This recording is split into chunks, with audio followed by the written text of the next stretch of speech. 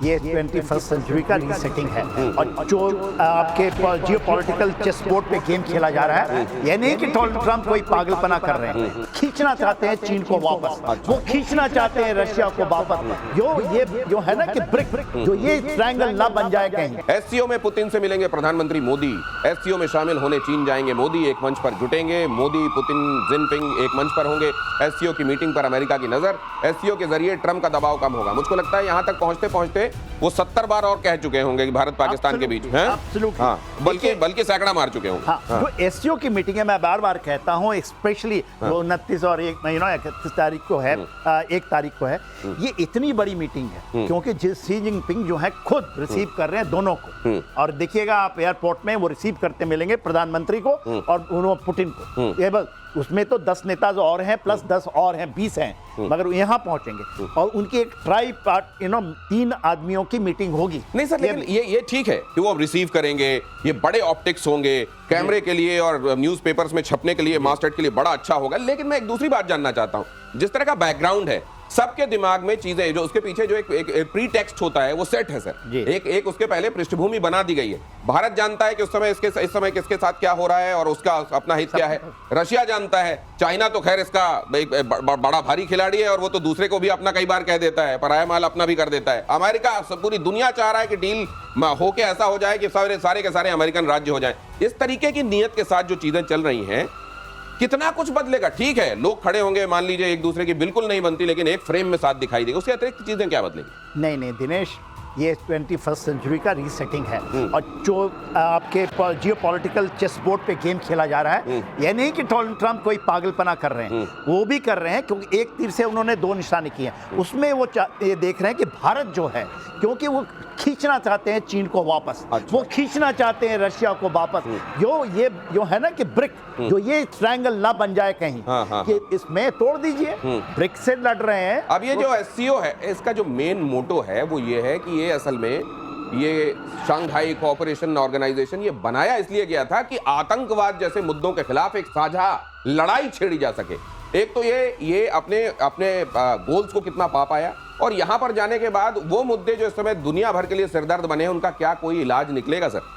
देखिए, पाकिस्तान भी वहां होगा, हमें समझना चाहिए। हाँ, और वो भी कहेगा कि नहीं आतंकवाद बहुत बड़ा खतरा है, इससे हमको मिलकर निपटना और चाहिए। हमारे राजनाथ सिंह वहां गए थे पहले, इसके प्रेल्यूड देखिए, प्रेटेक्स्ट देखिए। राजनाथ सिंह ने रिफ्यूज किया है वहां पे, उन्होंने नहीं साइन किया। और ये जो लेसन फॉर लेसन हमें समझना चाहिए, हमारे प्रधानमंत्री को क्या मिलेगा वहां जाके, ये समझना जरूरी है। तो भारत जो है ना, हमेशा से मल्टी डायमेंशंस में रहा है। आज ये सामयिक जो तारीफ का समय है और इस समय ये एससीओ मीटिंग हो रही है, तो ये एक मायने रखता है कि इस समय हम कैसे देखते हैं उसको। तो अगर हम और पुतिन की तरफ से देखो तो पुतिन वेस्टर्न ब्लॉक से बिल्कुल अलग थलग हो गए हैं। तो अब वो देख रहे हैं कि ये जगह है जहां वो एक ब्लॉक बना सकते हैं और अपनी पकड़ फिर से विश्व पर ला सकते हैं। और इंडिया का जो रोल बनता है वो मल्टीलैटरल। अब देखिए, उसके पहले जापान जा रहे हैं हमारे प्रधानमंत्री, 2 दिन जापान में रहेंगे। उसके बाद हमारे चीफ ऑफ नेवल स्टाफ अभी जापान गए थे, और आपको पता है हमारी नेवल फ्लीट्स फिलीपींस में घूम रही है, सिंगापुर में घूम रही है, वियतनाम में हमारी शिप्स अभी निकल के आई है। हम साउथ ईस्ट चाइना सी पर नजर, लेकिन आपको याद होगा एससीओ में राजनाथ सिंह जी का जाना, एक उसमें एक स्टेटमेंट आना और राजनाथ सिंह जी का कलम को बगल में रख देना, मैं इसमें सिग्नेचर नहीं करूंगा। जी, वही मैं कह तो यहाँ पर क्या होने वाला है? साझा बयान आएगा नहीं आएगा? देखिए, प्रधानमंत्री बड़ी शातिरता के साथ अपना रोल निभाएंगे। ये एक्चुअली कहा जा रहा है कि उनके पॉलिटिकल कैरियर का एक बड़ा समय है ये। मुझे तो लगता है सर कि प्रधानमंत्री, हमारे प्रधानमंत्री के लिए तो सही शब्द है बुद्धिमानी के साथ, शातिरता के साथ निभाएंगे जिनपिंग, निभाएंगे ट्रंप। और अगली खबर देखिए, ट्रंप के विदेश दूत ने फिर से जोर का झटका दिया है। रशिया यूक्रेन युद्ध पर एक बड़ा बयान दिया। रशिया यूक्रेन जंग अभी रुकने वाली नहीं है। ट्रंप के विशेष दूत स्टीव विटकॉफ का दावा, ट्रंप का दावा, जल्द ही युद्ध रुकवा देंगे। ट्रंप के दावे को स्टीव विटकॉफ ने खारिज किया। मुझे लगता है कि हम जिस तरीके से खबर सोचते हैं और देखते हैं कि असल में ट्रंप कह रहे हैं कि हम बहुत जल्दी युद्ध रुकवा देंगे, लेकिन स्टीव विटकॉफ, उनके जो विशेष दूत हैं, वो कह रहे हैं कि युद्ध अभी नहीं रुकेगा। ये जानबूझ के अपने ही खेमे से अलग अलग तरीके की बातें कहलवाते हैं, ताकि अगर सच हो मेरा वाला तो मैंने कहा ही था, अगर स्टीव विटकॉफ वाली बातें आने वाले दिनों में अनफोल्ड हो तो हाँ मेरा ही तो आदमी है जो कह रहा था कि अभी नहीं हो पाएगा। मुझे ऐसा लगता है सर, ये ठीक है। मेरा आकलन तो ये कहता होगा ही नहीं। मैं आपको बार बार बोला था कि देखिए, अलास्का के बाद कुछ नहीं होने वाला है, और भड़का है और भड़केगा। ये विंटर तो आप ले लीजिए कि ये युद्ध चलेगा ही चलेगा। क्योंकि देखिए अभी ग्राउंड के ऊपर में कुछ चीजें बाकी हैं रशिया को करने के लिए। और देखिए ये कहना कि नहीं यूरोप आ जाएगा उसको रोक देगा, जैसे ही ground condition it will be decided in the नहीं, बैटलफील्ड। ये बात तो आप जो कह रहे हैं ये दिखाई देती है, एक नॉर्मल आदमी को भी लग रहा है कि ये इतने साल 3 साल से खिंचता चला जा रहा है युद्ध, ये रुकने की बजाय और बढ़ता ही जा रहा है। और ऐसे में अगर ट्रंप ये कह रहे हैं कि रुकवा देंगे, वो पुतिन पे दबाव बना रहे हैं और कह रहे हैं कि अब रुकवा देंगे, तो आम आदमी को भरोसा नहीं हो रहा है कि इस समय ट्रंप की वैसे भी क्रेडिबिलिटी। लेकिन स्टीव विटकॉफ ये अपने मालिक, उनके मालिक ही है ना ट्रंप, उनके खिलाफ जाके बात क्यों? नहीं, खिलाफ नहीं है, उनका पूरा का पूरा हो गया। देखिए उनके साथ अभी ट्रेडिंग कुछ चल रही है, बात हो रही है कि आइस ब्रेकर भी दे देंगे, न्यूक्लियर आइस ब्रेकर आ जाइए अलास्का के नीचे उस इलाके में आप भी करिए, ये भी चल रहा है। वेनेजुला के अंदर में वो अपना डिप्लॉय भी कर रहे हैं ऑर्सनिक रशिया। तो ये गेम जो चल रहा है ना, ये जियोपॉलिटिकल गेम है, इसको पढ़ना बड़ा जरूरी है। तो मतलब ये जिस समय जो स्टेटमेंट काम करता है, मतलब ये स्टेटमेंट भी एक तरीके की करेंसी है। ये जियोपॉलिटिक्स में ये स्टेटमेंट ऐसा नहीं है, ये स्टेटमेंट भी एक तरीके की नोट का, करेंसी का काम करते हैं। तो जिस समय जो नोट चले, जो सिक्का चले वो चला दीजिए, और कई बार अगर जरूरी हो तो चमड़े का भी चला दीजिए। शायद ऐसे ही चल रहा है कैप्टन शाह। बिल्कुल, ये देखिए कहते हैं ना डिप्लोमेसी में कुछ भी परमानेंट नहीं होता, जहां पर जिसका जो हित है वो हिसाब से बात करता है। रशिया को आर्कटिक रीजन में बहुत सारी चीजें चाहिए, भारत भी उसमें जाने की कोशिश कर रहा है, चाइना की नजर उसके ऊपर है, नॉर्थ कोरिया वहां पे इन्वॉल्व है, कनाडा तो है ही। तो ये आर्कटिक रीजन जो है ना, ये भी एक मुद्दा है, और इसलिए अलास्का में वो गए थे और अलास्का में उन्होंने कुछ नहीं किया। मैं तो मानता हूं 2022 से आप भी हमारे साथ हमने बातें की हैं, मैंने पहले दूसरे महीने ही कह दिया था कि ये युद्ध तो जमीनी युद्ध एक्चुअली है नहीं, उन्होंने थोड़े बहुत लेके अपने को रोका हुआ है, लेकिन ये तो जमीर की लड़ाई है रशिया यूक्रेन में, ये जमीर की लड़ाई है। जब तक वो हाट बंद नहीं होगी नाटो की, जब तक सेफ अपने को नहीं ले आएगा रशिया, तब तक ये लड़ाई बंद नहीं होगी। ये जानते हैं विटकॉफ, बड़े अच्छे सलाहकार हैं उनके, मिडिल ईस्ट के भी और यूक्रेन के भी। वो जा रहे हैं यूक्रेन, फिर न्यूयॉर्क में फिर मिलेंगे, वो जाके जेलेंस्की से 2 बार मिलेंगे, ये मिलते रहेंगे वो। नहीं, लेकिन मैं एक बात और बताइए कि अगर ट्रंप कह रहे हैं कि मैं ये जल्दी से शांत करा दूंगा, स्टीव विटकॉफ सामने आकर कहते हैं कि नहीं ये जल्दी शांत नहीं होने वाला, तो क्या ये ट्रंप की जानकारी में डालकर ही उन्होंने स्टेटमेंट दिया होगा, पहले उनसे परमिशन ली होगी, या उनकी जो समझ कहती है उन्होंने कह दिया? अब ट्रंप भले ही वो कहें कि यार तुमने ये क्यों कह दिया? वो तो सीआईए के चीफ से भी हमने पूछना चाहिए, वो तो उनके जो हेड हैं उनसे पूछना चाहिए कि न्यूक्लियर बॉम्ब नहीं था ईरान में, था या नहीं था, उनको भी उन्होंने डांट दिया था। वो तो अपने लोगों को डांटते, यही तो है व्यवसायियों की नीति, वो खुद भी बोलते हैं, खुद भी सुनते हैं। लेकिन एक चीज लगता है, ऐसा नहीं है कि किसी की अपनी मति स्वतंत्र है, दूसरे की मति स्वतंत्र है, और जिसके दिमाग में जो आ रहा है वो कह रहा है, ऐसा नहीं है, ऐसा नहीं। इनमें सब में कोहेरेंस है। आपको लगता जरूर है कि सब अलग अलग है, लेकिन ये पूरा वेल स्क्रिप्टेड है और पूरा स्टेज मैनेज्ड है। अगली खबर देखिए, रूस के साथ डील करने में जुटा हुआ है अमेरिका, डील के बदले प्रतिबंधों में छूट का प्रस्ताव। भारत पर टैरिफ, खुद रूस के साथ डील, रूस से एनर्जी डील करने में लगा हुआ है अमेरिका। डोनाल्ड ट्रंप का दोहरा मापदंड एक बार फिर से सामने आया। भारत जो कर रहा है वो उनको पसंद नहीं है, लेकिन वही अगर रशिया के साथ खुद करने जा रहे हैं तो वो तो उनकी निगाह में एकदम सही है। अगर वो यूरेनियम वहां से ले रहे हैं रशिया से, उनकी निगाह में एकदम ठीक है। चाइना तेल को लेकर बीच में घुड़की देते हैं, अब 200% टैरिफ की फिर से बात वो कह रहे हैं, लेकिन असलियत क्या है कि भारत को ही मेजरली वो साधने में इसलिए लगे हुए हैं क्योंकि उनको ये समझ में आ रहा है कि इस समय तेजी से विकास की रफ्तार जितनी भारत की है उतनी कहीं और दिखाई नहीं दे रही है, और इतना बड़ा मार्केट, यही वजह है कि ट्रंप को सबसे ज्यादा कंसर्न इस समय भारत को लेकर है। लेकिन सर ये जो बातें सामने आ रही हैं, ये सेटल हो जाएंगी कुछ दिनों में, या इसको और अनसेटल करते जाना है? क्योंकि कहते हैं ना कि एक राह में अगर बहुत आगे बढ़ गए तो यू टर्न नहीं होते। देखिए इन्होंने एक स्ट्रेटजी निकाली है, स्ट्रेटजी को अनप्रेडिक्टेबिलिटी। जो फर्स्ट कोल्ड वॉर में था, अमेरिका वाज एब्सोल्युटली प्रेडिक्ट कि ये होगा तो ये करेंगे। इस बार नया आया है, 2 स्ट्रेटजी इन्होंने लगाई है, strategy of above the horizon and strategy of unpredictability. इसके ऊपर में बहुत लिटरली बात above the horizon is what sir? क्या मतलब? हम अपने ट्रुप को नहीं डालेंगे, हम अपने ट्रुप को नहीं डालेंगे। अभी बोल रहे हैं यूक्रेन में कि हम आपको एयर सपोर्ट देंगे, हम ले आएंगे, जो ईरान में किया ना, आएंगे, हम अपने ट्रुप नहीं लगाएंगे, सीधा आएंगे, मारेंगे, चले जाएंगे। अच्छा, ये अबव द होराइजन स्ट्रेटजी जैसे ही अफगानिस्तान से निकले थे उन्होंने ये बना ली थी। और दूसरा द स्ट्रेटजी ऑफ अनप्रेडिक्ट, क्यों पागल की तरह बात कर रहे हैं, कभी बोल देते हैं आपके पर इतना। इन्होंने चाइना से शुरू किया था, 500% ट्रैफिक लगाएंगे, ये करेंगे, फिर पीछे चले गए। आप प्रेडिक्टेबल रहेंगे। In this cold war, second cold war चल रही है, इसमें स्ट्रेटजी है, you will be, India is also unpredictable. हम कहते हैं हम खरीदेंगे तेल, $5 हमें एक्स्ट्रा मिल गया। इससे स्मार्ट और कौन होगा? हमने $5 उधर से भी ले लिया, इधर से मैग्नेट भी ले लिया, इधर से चिप्स भी ले रहे हैं, उधर से बोलते हैं हमने उनको कह दिया कि हम इंजन में लेंगे। ऐड करना चाहूंगा मैं दो बातें और भी कह रहे हैं। वो कह रहे हैं दूसरे देशों की सेना आ सकती है यूक्रेन में सिक्योरिटी गारंटी में, हमारी सेना नहीं जाएगी। देखिए, और एक और बात कह रहे हैं, नाटो को हम आर्म सप्लाई देते रहेंगे, यूक्रेन को नहीं, नाटो उनको बेचता रहे, हमारा उसमें भी चाहते हैं। तो सोचिए जरा, ये उनकी बातें समझिए जरा, कैसे बात करते हैं। वो कहते हैं हम बूट्स ऑन ग्राउंड नहीं डालेंगे, अबव द ग्राउंड जो सर कह रहे हैं, और उसके साथ कह रहे हैं कि सिक्योरिटी गारंटी में वो दूसरे देशों की सेना वहां नहीं, लेकिन ये ठीक है कि आप मेजर कुछ चीजों को लेकर जो आपके बहुत बड़े जिसमें इंटरेस्ट इन्वॉल्व हो, उसमें आप कहीं अनप्रेडिक्टेबल बने, एम्बिग्विटी रखें, क्योंकि दुनिया को ये समझ में ना आए कि आप करना क्या चाह रहे हैं, आप अपने मूव्स को प्रीएम्प्ट करने से लोगों को रोक लें, तो समझ में आता है। लेकिन आप हर चीज में क्या आप ये कहें कि आप ये आने वाले हैं, ये प्यासे हैं, पानी पिएंगे, नहीं वो जाके जमीन चाटने लगे। आप सोचें कि आए नमस्ते करेंगे, हमको अभिवादन करेंगे, आप उनको जाके गाली देने लगे। अगर आप इतने अनप्रेडिक्टेबल हो जाएंगे तो दुनिया आपके साथ डील कैसे करेगी? आप तो इसमें कोहेरेंस रह ही नहीं जाएगा। ये भी तो एक सवाल है सर। एब्सोल्युटली, सवाल तो यही है। देखिए क्या हो रहा है, भारत भी अनप्रेडिक्टेबल होगा। कभी तो हम कहते हैं कि हम आपसे खरीद लेंगे जी, हमने अभी कहा है 96, एक दो नहीं, इतने इंजन खरीदेंगे। हमने कहा कि नहीं, हम रशिया के साथ तो लेंगे। और ओपनली कौन बोलता है? प्रधानमंत्री नहीं बोलते, वहां से एम्बेसडर आवाज लगाता है कि कुछ कर लो, हम तो कर देंगे आप।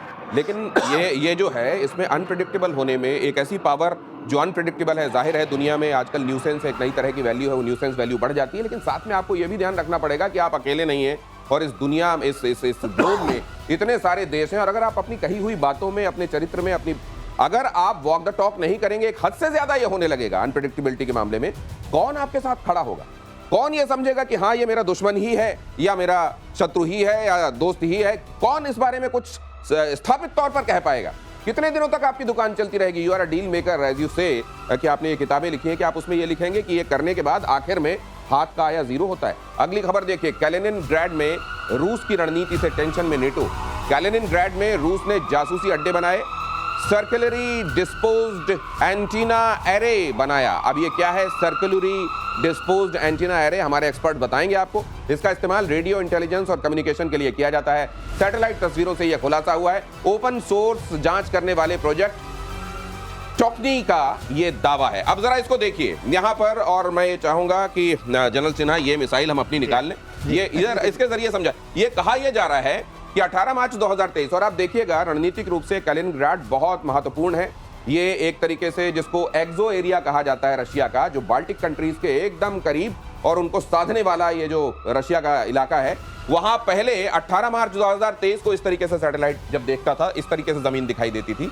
फिर उसके बाद ये ऐसी दिखाई देनी शुरू हुई। 7 मई 2023 को वैसा हल्का हल्का आप देखिए यहां पर वो बनने लगा है। लेकिन उसके बाद अगर आप आगे जाएं तो बड़ा क्लियर कट दिखाई देने लगा है। 3 जुलाई 2023 को ऐसा, 10 जुलाई 2024 को ये नीचे जो कंस्ट्रक्शंस हुए हैं वो एकदम क्लियर दिखाई दे रहे हैं, और 22 जुलाई 2025 में तो इतने कॉन्स्पिकुअस हैं कि मुझे लगता है कि ये सैटेलाइट के बजाय अगर ऊपर से उड़ती हुई कोई चील भी देख रही हो तो बड़े अच्छे से देख लेगी। लेकिन मैं अब ये जानना चाहता हूं सर, ये क्या बना डाला इन्होंने और इसके मायने क्या है? देखिए जो ये देख रहे हैं इसको एंटीना एरे कहते हैं। एक नहीं हजारों एंटीने लगते हैं, और जब ये इसको आप देखिएगा, कोई तो किसी चीज को पकड़ रहा है, सैटेलाइट को पकड़ रहा है, कोई रेस को पकड़ रहा है, कहीं ब्लॉक हो रही है। जो ये एंटीना है पूरा का पूरा नाटो को, और ये नहीं कि नाटो के 32 कंट्रीज हैं, तो ये जो एंटीना देख रहा है नॉर्वे को देखेगा, इधर फिनलैंड को देखेगा, स्वीडन को देखेगा, जर्मनी को सबको देख रहा है। एंड देन एआई से उसको कल्यूड करते हैं कि क्या हो रहा है। जो आपने बताया ना कि जर्मनी में अब वो बनना चाहते हैं, वहां पर न्यू नाजी का सेम हिटलर वाले जमाने को वो बनना चाहते हैं, तो इसको तो पकड़ना। और कैलिनिनग्राड, लेकिन कैलिनिनग्राड में जब ये निर्माण हो रहे होंगे कैप्टन श्याम, तो इसको देख तो रहा होगा अमेरिका, इसको देख तो रहा होगा नेटो, लगातार देख ही रहा होगा। देखिए ये एंटीना जो है कोल्ड वॉर का इसलिए कहा जा रहा है कि हमारी मीडियम फ्रीक्वेंसी और लो फ्रीक्वेंसी के जो एंटीनाज होते हैं, जो लॉन्ग डिस्टेंस कम्युनिकेशन के लिए होते हैं, उसके बाद हम एचएफ कहते हैं। आपने देखा होगा जैसे डायरेक्शन, और आसान भाषा में समझाइए ताकि हमारे दर्शक समझ सके। जो जैसे आपने डायरेक्शन देखा होगा, जो आपका रेडियो सिग्नल आता है, आपने रेडियो स्टेशन का देखा होगा, आकाशवाणी का जो टावर देखा होगा, आपने देखा होगा लंबे एक पोल और उससे बहुत सारे वायर गिरे रहते हैं, आपने देखा होगा। यहाँ पे सर्कुलर एंटीना है जो वीएलएफ कम्युनिकेशन, सबमरीन कम्युनिकेशंस के लिए, लॉन्ग डिस्टेंस एंटीना है सर, ये पूरा array और ये एरे छोड़ेगा उसका। array नहीं छोड़ेगा। नहीं, ये ओके, एक और एंटीना इसमें- नहीं है, बहुत सारे एंटीना हैं। सर्कुलर एंटीनास बहुत सर, सारे हैं। बहुत सारे लगे रहते ओके। हैं। और ये actually basically long distance communication ELINT मतलब इलेक्ट्रॉनिक सर्वेलेंस करेगा और फिर डायरेक्ट भी कर पाएगा उनको। तो लिथुआनिया बगल में है इसके, जर्मनी, पोलैंड ओके। और नाटो की कंट्रीज तो और ये समझ लीजिए कि बाल्टिक फ्लीट है इनका। कैलिनिनग्राड के बारे में कहा जाता है कि ये रशिया का एक समझ लीजिए बहुत बड़ा युद्धपोत है।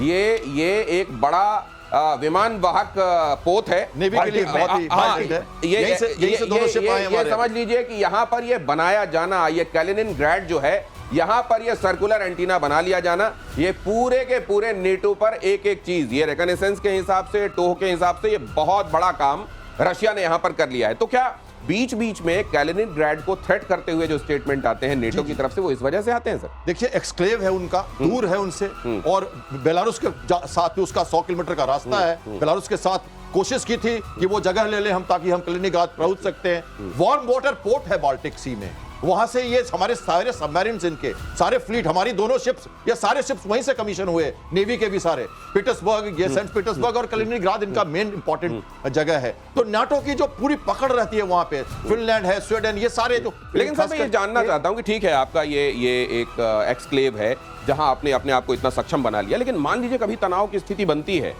कैलिनिनग्राड को लेकर, क्या उसमें अपने रिसोर्सेज को रिप्लेनिश करना, जरूरत पड़ने पर वहां रीइंफोर्समेंट करना, क्या उतना आसान होगा? क्योंकि हम देखते हैं कि धरती से वैसा वाला जुड़ाव नहीं। देखिए कैलिनिनग्राड की हिस्ट्री को देखिए, हाँ। ये जर्मन की टेरिटरी, रशियन के, जर्मनी की। जर्मनी के समय जब रशिया ने गया था तो इस जर्मनी एंड कैलिनिनग्राड को, इस जर्मनी तो छोड़ दिया, मगर कैलिनिनग्राड को नहीं छोड़ा। और ये इसकी दूरी बेलारूस से 100 किलोमीटर ही है, 100 किलोमीटर। वो ये आ रहा था बार बार, और ये उनके प्लान का हिस्सा है। ऐसा नहीं है कि ये ऐसे छोड़ देंगे और रशिया सेंट पीटर्सबर्ग से जाएगा, बाल्टिक से आएगा। यदि किसी ने भी कुछ किया तो ये 100 किलोमीटर का जो कॉरिडोर बनाना चाहते हैं, दे हैव गॉट, और उसके लिए बेलारूस ने रिहर्सल किया हुआ है रशियन ट्रुप के साथ। और इसमें उन्होंने एयरबोर्न फोर्सेस हैं, they will drop it there, इधर से नेवी से आएंगे सेंट पीटर्सबर्ग से, and they will do it. तो ये कॉरिडोर बन जाएगा। हाँ, तो ये कॉरिडोर अब एक बहाना चाहिए और वो कॉरिडोर भी इन प्लेस होगा। अगली खबर देखिए, डोनेस्क में कोयला खदान पर रूस की गोलाबारी। यूक्रेन की सबसे बड़ी ऊर्जा कंपनी डीटेक के खदान पर अटैक हुआ। हमले में एक मजदूर की मौत, 3 घायल, खदान में 146 मजदूर फंसे, बिजली सप्लाई ठप। अब ये डोनेस्क और लुहांस्क आप जानते हैं ऐसे इलाके हैं जहां वैसे भी रशिया का एक तरीके से कंट्रोल अभी भी चल ही रहा है। वैसे में खदान पर यहां इस वक्त हमला होना, ये रशिया ने क्यों किया होगा जल सेना? देखिए 20% जमीन जो है डोनेस्क का, अभी भी उनके पास में, यूक्रेन के पास में। ओके। खास करके पैक्रोवेस जो सबसे बड़ा स्ट्रांग पॉइंट था, उसको रशिया ने पकड़ लिया।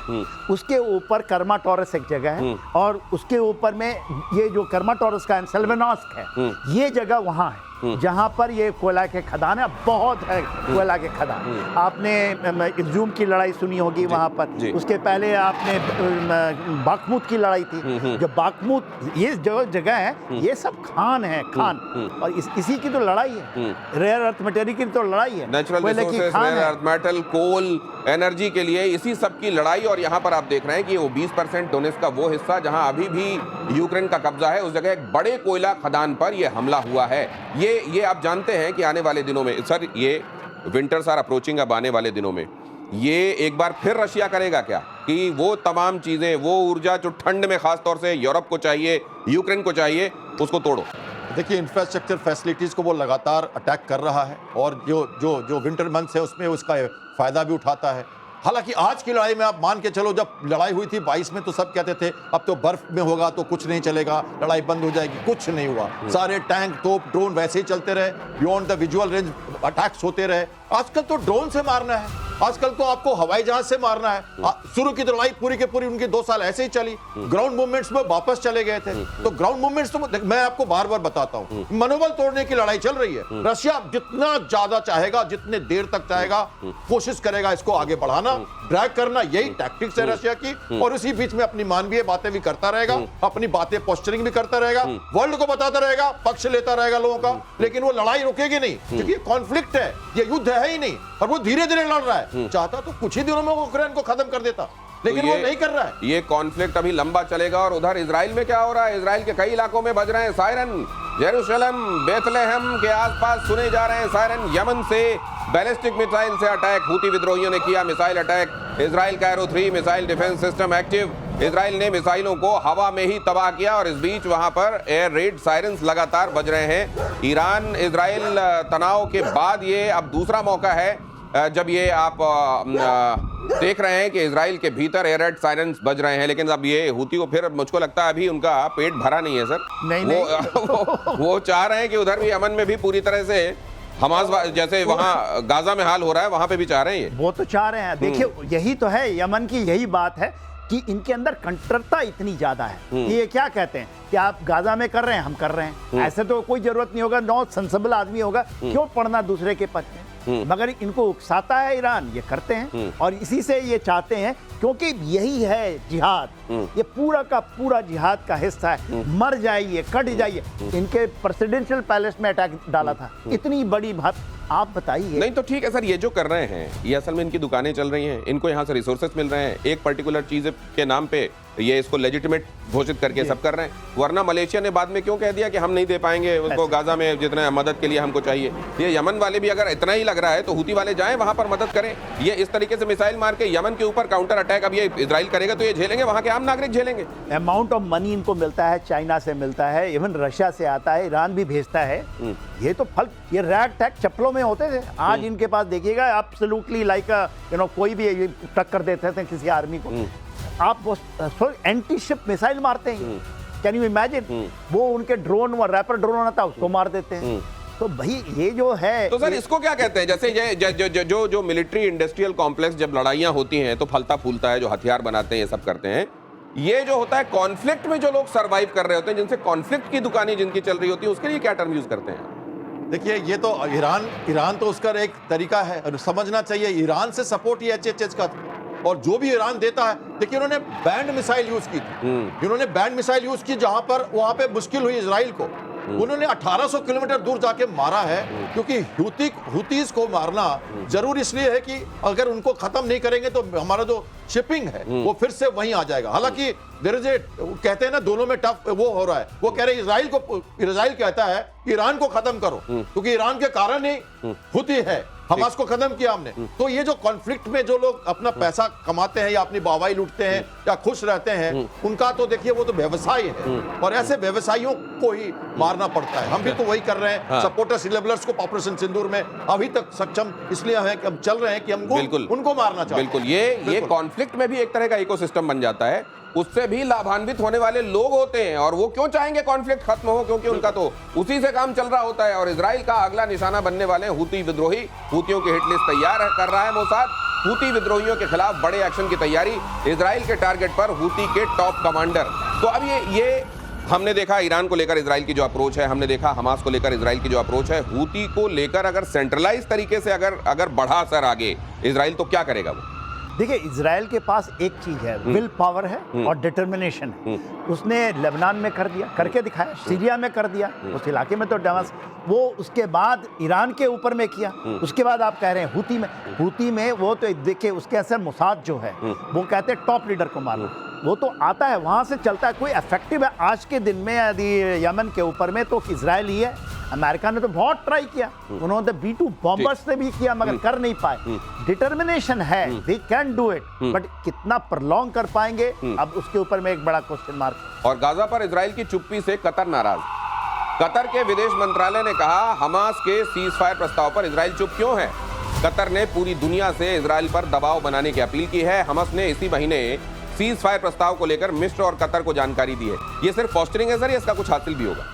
नहीं, देखिए दो आयाम है, इसको समझने की चेष्टा कीजिए। ये कहते हैं कि हम 100% ले लेंगे पूरा का पूरा गाजा को, और वो जो गाजा सिटी के ऊपर कर रहे हैं, जो 25% बन रहे हैं, उसका उन्होंने टाइम में मुकर्रर किया है 7 अक्टूबर, जो आने वाला 7 अक्टूबर है। और 7 अक्टूबर की यहाँ भी बात हो रही है, क्योंकि हमास कहता है कि आ लो, ले लो हमारे जो भी बंधक थे, मगर 50 में से मेरे ख्याल से 10 ही जिंदा बचे हैं, ऐसा आकलन है।